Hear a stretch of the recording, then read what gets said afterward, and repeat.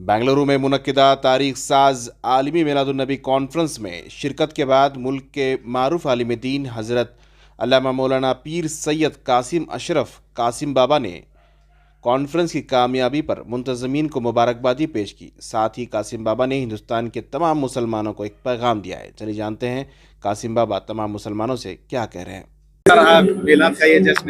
ये मुझे मैं दिल की गहराइयों के साथ मुबारकबाद पेश करता हूँ आलमी मिलाद कॉन्फ्रेंस के ऑर्गेनाइज करने वालों को, और मैं अपनी कौम के नौजवानों को ये कह रहा हूँ अपने किरदार उतवार में सीरत मुस्तफ़ा की रमक पैदा करें, क्योंकि जब तक आप सीरत मुस्तफ़ा अखलाक मुस्तफ़ा पे अमल पैरा थे तो मुझे एक वाक़या याद आ रहा है। रात का अंधेरा था, यहूदी एक रास्ते से गुजर रहा था। उस अंधेरे में उसका पैर एक पत्थर से टकरा गया, वो गिर गया।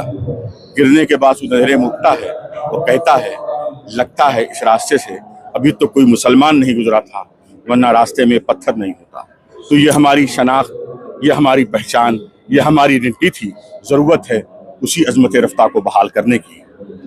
ये मेरा पैगाम ईद मिलादुन्नबी कॉन्फ्रेंस में तमाम युवा पीढ़ी को, और अपने माशरे को हम इस्लामी माशरा बनाएं, अपने कल्चर को हम इस्लामी कल्चर बनाएं, अपनी तहजीब व तमद्दुन को हम इस्लामिक बनाएं, और हम सिर्फ जश्न मिलाद तक, लाइटिंग तक, जुलूस तक, जलसे तक, नारेबाजी तक अपने को महदूद ना करें, बल्कि माशरे में भी उस विलादत का असर नज़र आए, रोशनी नज़र आए। और रोशनी कैसे आएगा? वो नबी की सुन्नतें, नबी का लाइन अफेक्शन को जो हम सही मानों में फॉलो करेंगे।